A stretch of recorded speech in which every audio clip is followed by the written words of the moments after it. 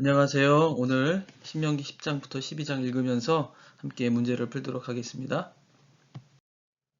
1번 아론이 죽고 나서 그의 제사장직을 이어받은 그의 아들의 이름은 무엇입니까? 정답은 엘르아살입니다. 엘르아살이 제사장직을 이어받은 아론의 아들인데 우리 전체 한번 제사장의 계보를 한번 기회를 통해서 한번 보도록 하겠습니다. 레위의 족보를 우리가 보는 건데요. 레위의 세 아들 게르손, 그핫, 무라리 그 중에서 그핫을 통해서 네 아들이 나오죠. 아므람, 이스할, 헤브론, 우시엘. 그 다음에 아므람 밑에 세 자녀 아론, 모세, 미리암. 그래서 아론의 네 아들이 있습니다. 나답, 아비후, 엘르아살, 이다말인데요. 나답과 아비후는 하나님께 드려야 될 불을 그러니까 분양할 때 잘못된 불을 사용했기 때문에 규정을 지키지 않았기 때문에 급사하게 됩니다. 그래서 엘르아살과 이다말 두 아들만 남게 되죠. 그래서 제사장의 직분은 엘르아살과 이다말을 통해서 이어지게 됩니다. 그리고 엘르아살의 아들 비느하스를 통해서 제사장의 직이 계승이 되죠. 요 족보를 우리가 쉽게 찾아볼 수 있는 성경 구절을 역대상 6장에서 한번 찾아볼 수가 있습니다.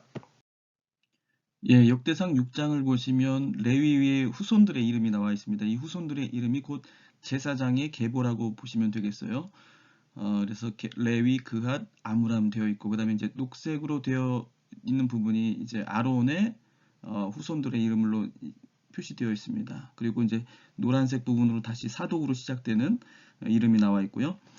자, 이 좀 구분을 제가 좀 해놓은 건데요. 이 사람 제사장들의 이름들 다 기억하기가 어렵기 때문에 좀 크게 시대를 네 가지로 구분해서 제사장들의 이름을 기억하면 우리가 좀 이해하는 도움이 될 것 같습니다. 그래서 광야 시대, 가나안 시대, 그 다음에 솔로몬 시대, 포로 귀환 이후의 시대 이렇게 네 개로 구분해서 볼 수 있습니다. 광야 시대에는 아론이 제사장의 직분을 수행했었고요. 그 다음에 이제 가나안 땅에 들어갔을 땐 아론의 아들 엘르아살이 그 직분을 수행합니다. 그리고 나서 솔로몬 시대를 좀 특별하게 구분을 했는데 이건 그 이유를 나중에 말씀을 드리겠습니다. 그때부터는 사독이 이제 제사장직을 수행하고요. 그 다음에 바벨론에서 포로로 갔다가 귀환했을 때 귀환하자마자는 여호수아가 제사장직을 수행을 하게 됩니다.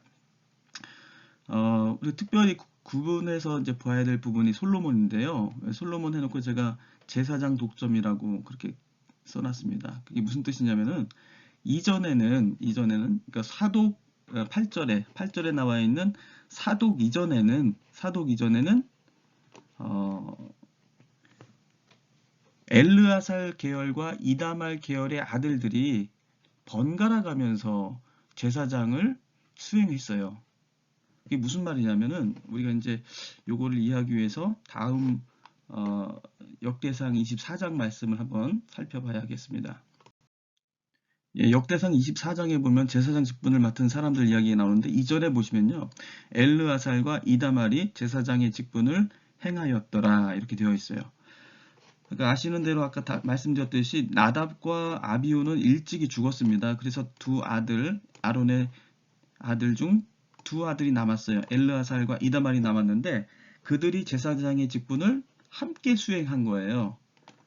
그래서 어떻게 했냐면 엘르아살의 자손 사독과 이다말의 자손 아히멜렉과 더불어 그들을 나누어 각각 그 섬기는 직무를 맡겼다고 합니다. 그래서 엘르아살의 자손 중에 우두머리가 이다말의 자손보다 많았기 때문에 이렇게 나눴대요.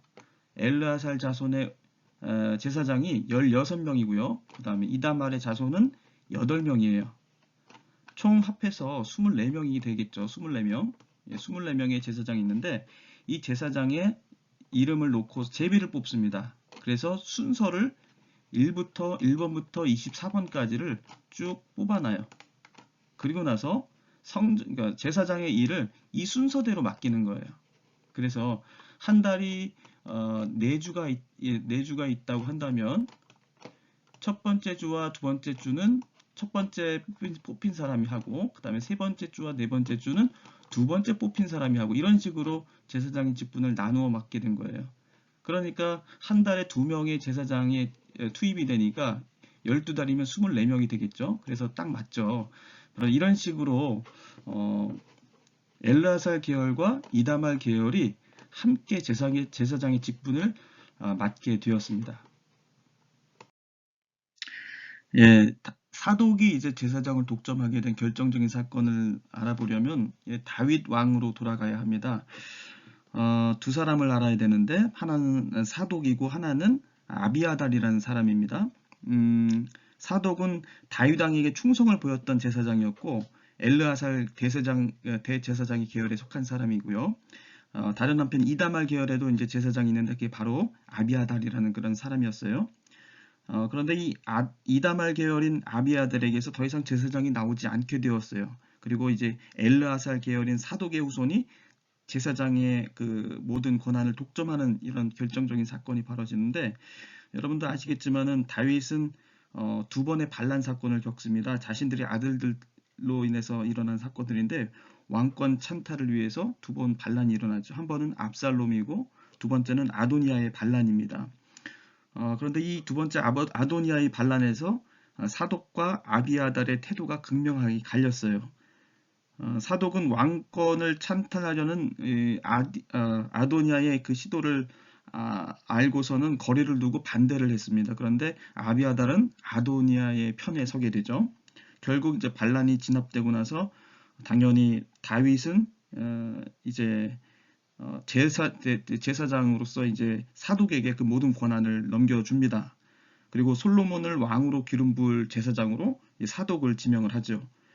그리고 이제 솔로몬이 왕이 되고 나서는 아비아달을 예루살렘에서 추방을 합니다. 그리고 사독을 대제사장으로 삼죠.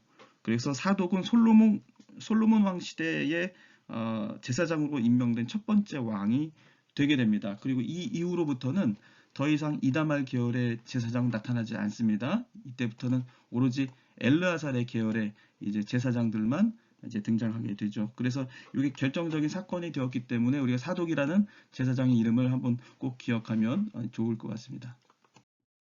2번, 하나님께서 이스라엘 백성들에게 요구하시는 것은 하나님을 경외하여 도를 행하고 그를 사랑하여 하나님을 섬기는 것입니다. 이런 하나님의 요구는 궁극적으로 누구의 무엇을 위한 것입니까? 10장 12절부터 13절을 보겠습니다. 이스라엘아, 내 하나님 여호와께서 내게 요구하시는 것이 무엇이냐? 곧 내 하나님 여호와를 경외하여 그의 모든 도를 행하고 그를 사랑하며 마음을 다하고 뜻을 다하여 내 하나님 여호와를 섬기고, 13절, 내가 오늘 내 행복을 위하여 내게 명하는 여호와의 명령과 규례를 지킬 것이 아니냐. 자, 누구의 무엇을 위한 것입니까? 오늘 내 행복을 위하여가 되겠죠.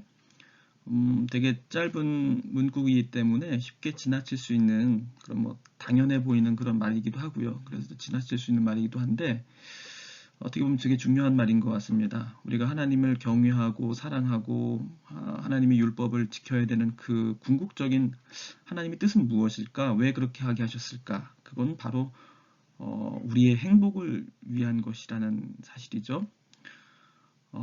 굉장히 불편하고 지키기 참 거추장스럽고 안 지키면 뭐 찝찝한 마음이 들고 그래서 지키는 것이 아니라 하나님이 뭐 안 지키면 우리에게 저주를 내리신다고 하니까 그래서 지키는 것이 아니라 이 율법을 주신 근본적인 뜻은 목적은 바로 우리가 행복하기 위함이라는 사실입니다. 하나님의 본질적인 목적은 그것이에요.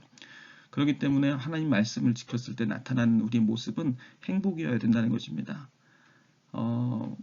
다른 누구를 위한 것이 아니라 바로 나의 그 모든 행복을 위하여 하나님이 율법을 주셨다는 그 목적을 우리가 기억해야 된다고 이 말씀을 전해주고 있습니다. 3번, 하나님께서 이스라엘의 백성들에게 나그네를 사랑하라고 하셨습니다. 그 이유는 무엇입니까?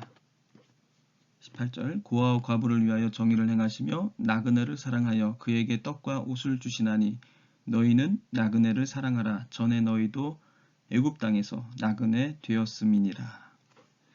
자, 답은 나와 있죠. 전에 너희들도 애굽 땅에서 나그네 되었던 그런 형편에 있었던 사람들이었기 때문에 나그네를 사랑하라고 그렇게 말씀하셨습니다. 19절 말씀을 공동 번역으로 읽으면 이렇습니다. 너희도 한때는 에집트 땅에서 떠돌이 신세였으니 너희도 또한 떠도는 사람을 사랑해야 한다. 개역개정은 나그네라고 그렇게 표현했는데 이걸 떠돌이라고 공동 번역을 했습니다. 나그네는 조금 약간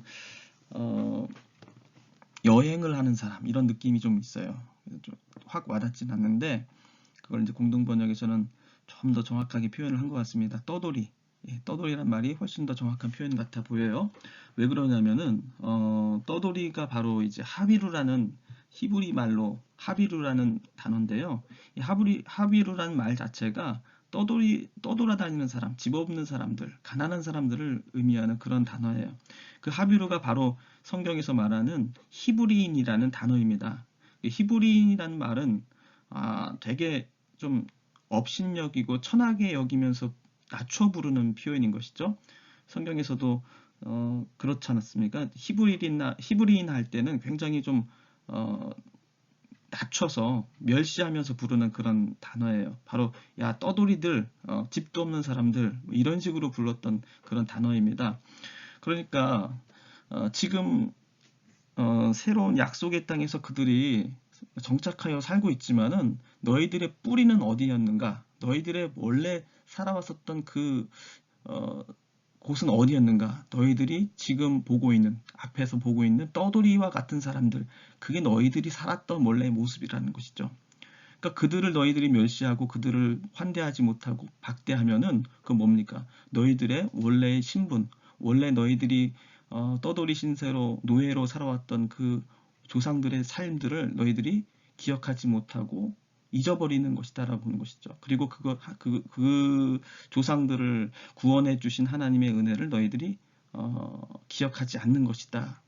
그럼 하나님의 은혜를 배반하는 것이다. 이런 뜻이 되는 것입니다. 그래서 단지 그들이 불쌍하니까 도와줘야 된다 그런 뜻이 아니라 너희들도 히브리인으로 살지 않았느냐. 너희들도 천하고 멸시받는 그런 사람들 아니었느냐. 그런 것을 하나님께서 구원해 주시고 새로운 약속의 땅으로 인도해 주셨던 그 은혜를 기억한다면 너희들은 감히 고아와 과부와 나그네를 환대하지 않을 수가 없다라는 것이죠. 그들을 위해서 너희들이 먹을 것을 주고 그들과 함께 나누어 살 수 있는 그런 사랑을 베풀지 않으면 너희들은 하나님의 은혜를 기억하지 못하는 자들이라 이렇게 말씀하시는 것입니다. 성경에서는 고아와 과부, 나그네에 관한 규정들이 굉장히 많이 나와 있어요. 그거는 단지 그들을 불쌍히 여기라는 뜻이 아니고요. 그들의 구원받은 존재라는 것에 대한 확신을 너희들이 몸으로 직접 삶에서 실천하지 않으면 안 된다는 것을 말씀해주고 있는 것입니다. 4번 하나님의 율법과 규례를 잘 지키기 위해 우리가 먼저 가져야 할 하나님에 대한 태도는 무엇입니까? 11장 1절 그런즉 내 하나님 여호와를 사랑하여 그가 주신 책무와 법도와 규례와 명령을 항상 지키라. 1절 말씀 여기 제가 이렇게 괄호를 한번 쳐보겠습니다. 여기 괄호로 치고 여기를 빼고 읽어도 전혀 문장에 손색이 없습니다. 그가 주신 책무와 법도와 규례와 명령을 항상 지키라.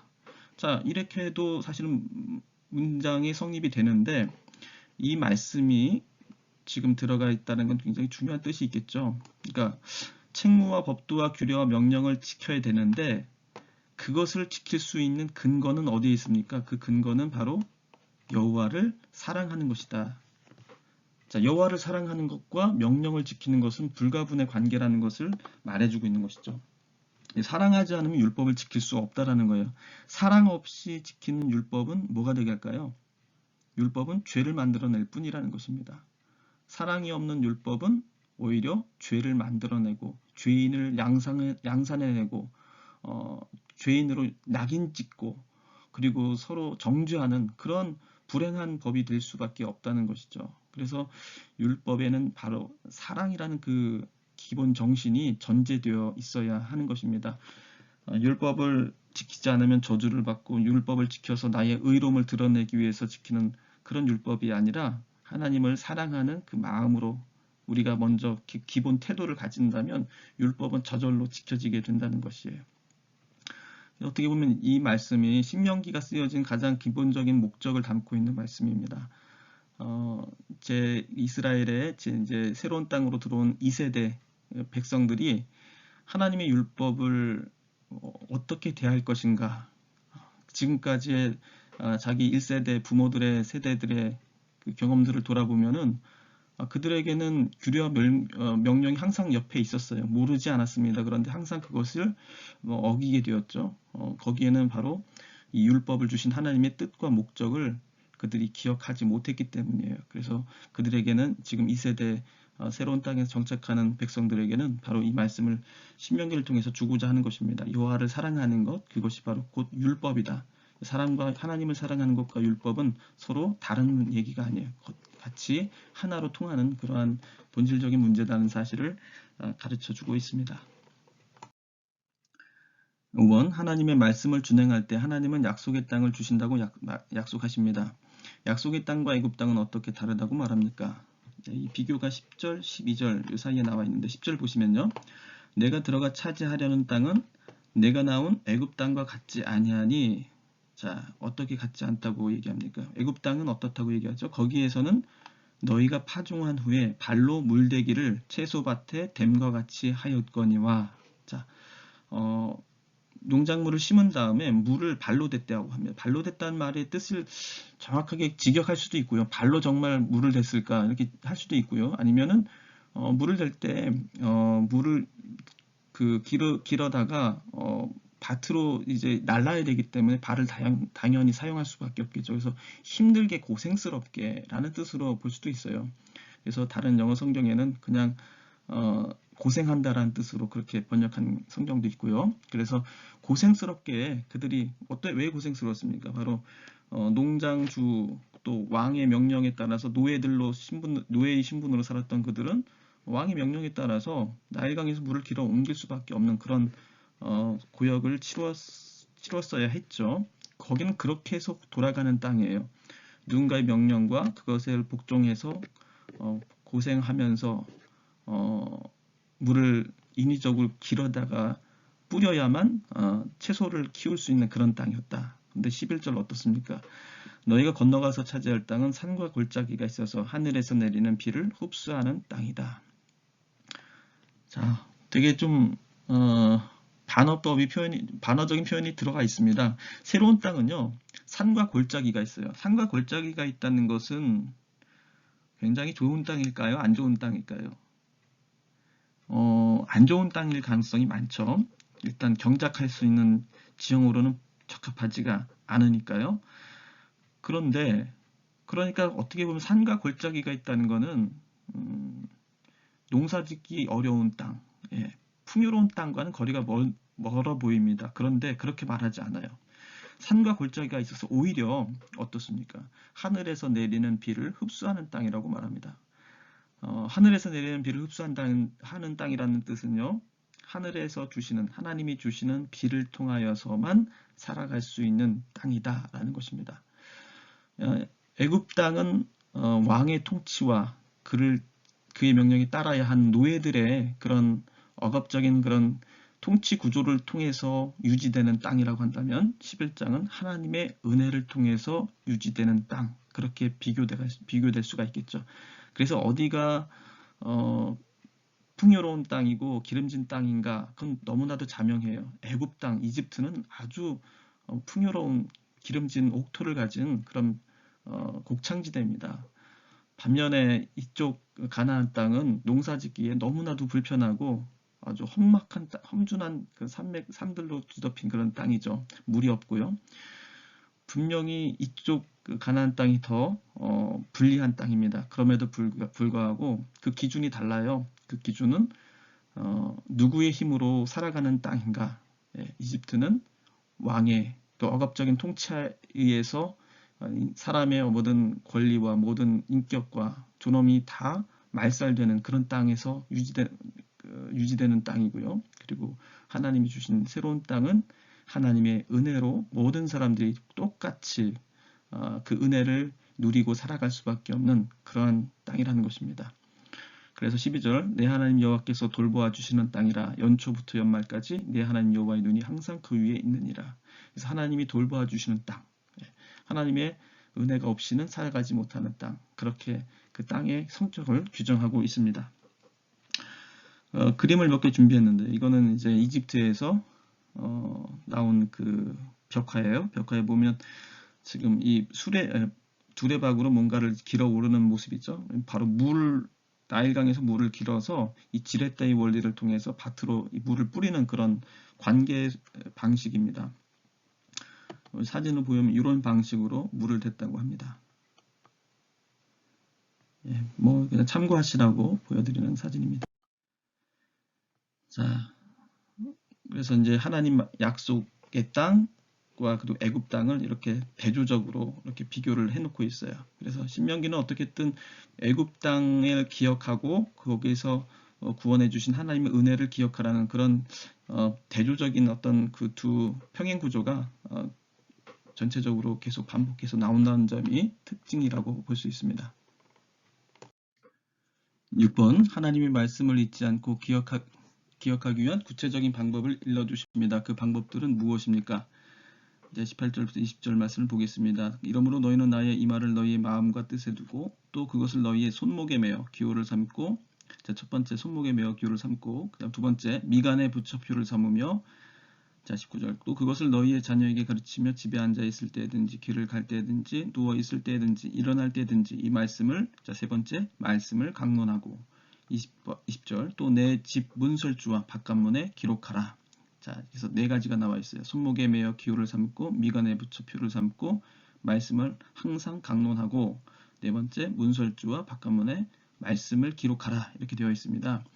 자, 말씀을 강론하는 건 뭐 이거는 당연하게 우리가 이해할 수 있는데, 뭐 손목에 매어 기호를 삼고 미간에 붙여 표를 삼고 문설주와 바깥문에 기록하라는 것은 좀 잘 이해가 되지 않은 말씀처럼 들릴 수 있어요. 그런데 이 사진을 한번 보시면 이해가 되실 것 같습니다. 전통적인 유대인의 그런 복장인데요. 바로 이마에 지금 상자를 지금 매어 있습니다. 그 같은 것이 지금 팔꿈치에도 매어져 있죠. 바로 이 말씀을 따라서 유대인들은 그대로 실천하고 있습니다. 그래서 이걸 가지고 테플린이라고 얘기를 하는데, 이 테플린은 이런 상자로 이루어져 있어요. 이 상자 안에는 성경 구절이 들어져 있습니다. 작은 두루마리로 되어 있는 4개의 성경 구절이 들어있고요. 이 4개의 성경 구절을 외우면서 기도를 합니다. 하루에 3번씩 유대인들 기도를 하게 되어 있는데, 항상 기도할 때는 이 테플린을 머리에 그리고 팔목에 감고 이렇게 기도를 하게 됩니다. 그 다음에 문설주와 바깥문에 말씀을 기록하라는 건 뭐냐면 이걸 얘기하는 거예요. 이걸 가지고 매주자라고 얘기하는데, 이 매주자는 테플린의 일종으로서 이것도 역시 이제 문을 드나들 때마다 이 매주자를 손으로 만지면서 이제 드나들게 되죠. 그러면서 하나님 말씀을 기억하고 또 외우고 하면서 항상 하나님 말씀을 문을 드나드는 숫자만큼 외울 수 있도록 그렇게 붙여 놓습니다. 여기 보면은 매주자 가운데 히브리어 알파벳이 적혀져 있는데, 이 쉰이라고 읽어요. 이 쉰은 쉐마의 첫 번째 단어예요. 쉐마라는 말은 성경에 자주 등장하는 말입니다. 들어라 라는 뜻입니다. 하나님 말씀을 들어라.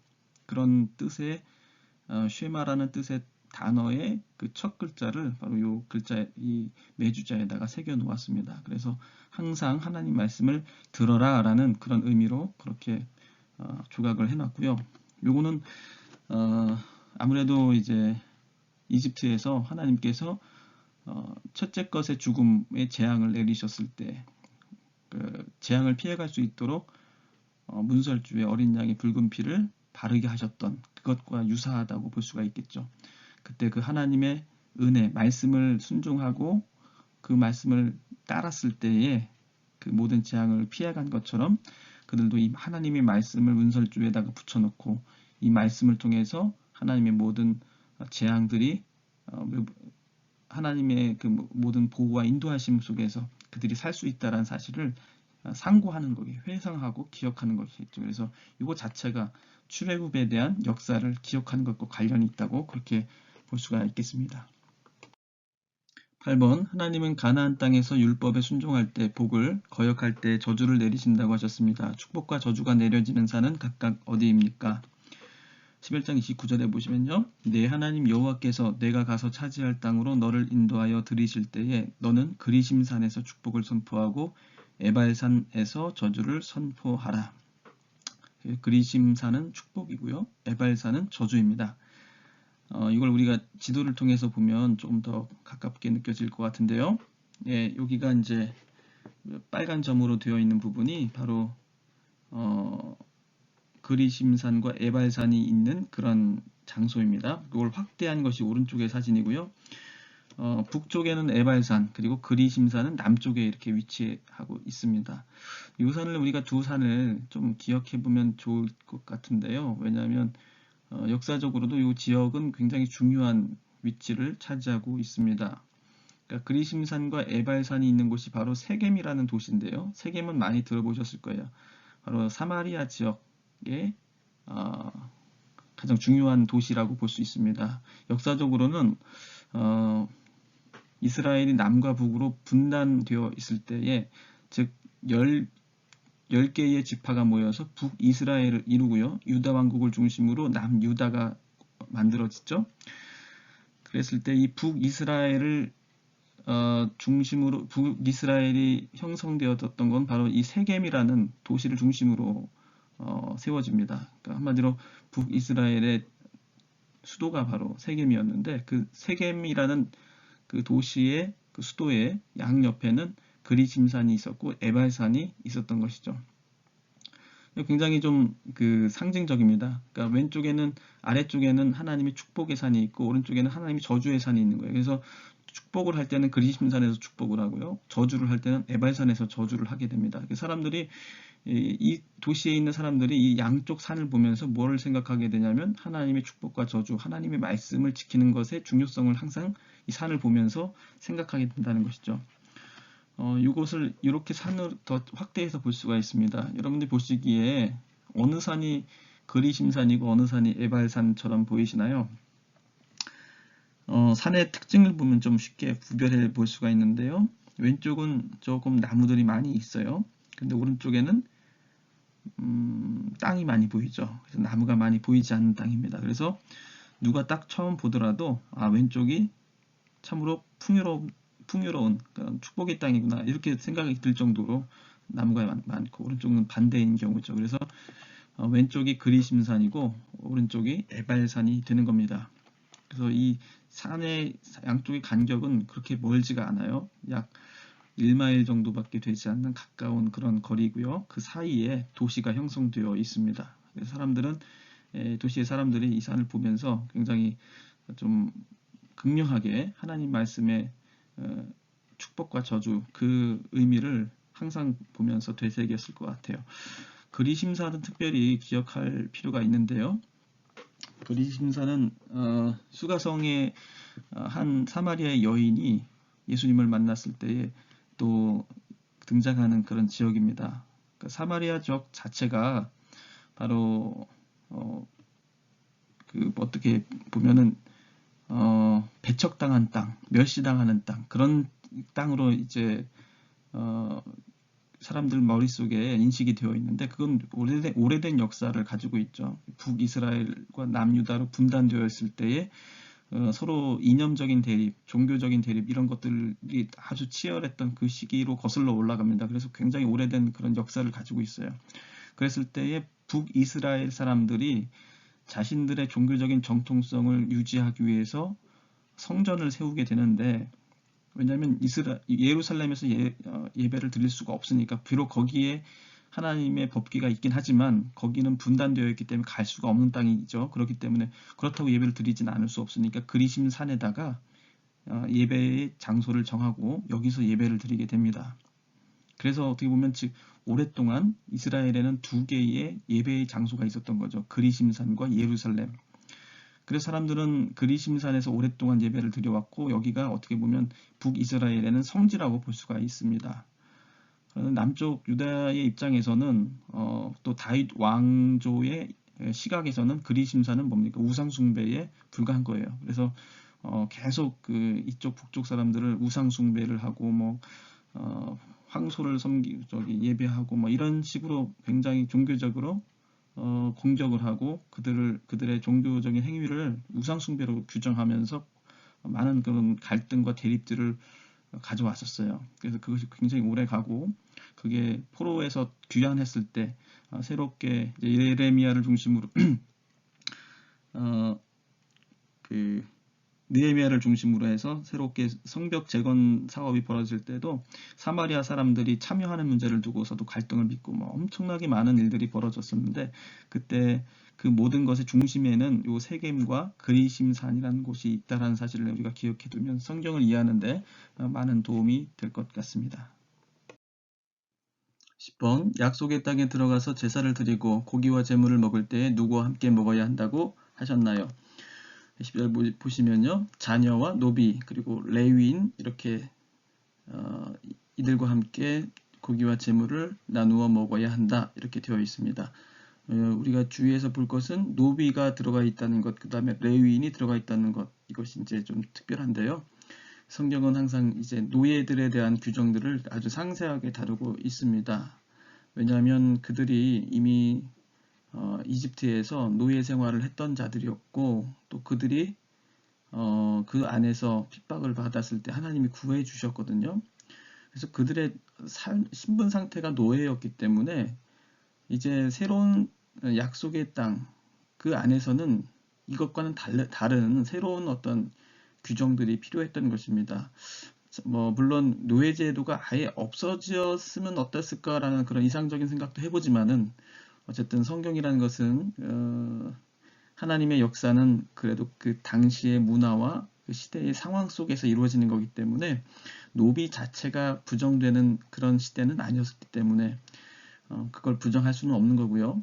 근데 그 노예 제도를 이전의 이집트의 노예 제도와는 전혀 다른 새로운 노비와 노예들의 인권과 그들의 권리와 그리고 존엄성이 하나님의 자녀로서의 존엄성이 존중되고 인정되는 그러한 노예 제도를 그들은 추구하였다고 볼 수 있을 것 같습니다. 그런 일환으로 제사를 드리는 그 제물들을 먹을 수 있는 권리를 노비에게도 주었다는 것은 상당히 고무적인 일이라고 볼 수가 있습니다.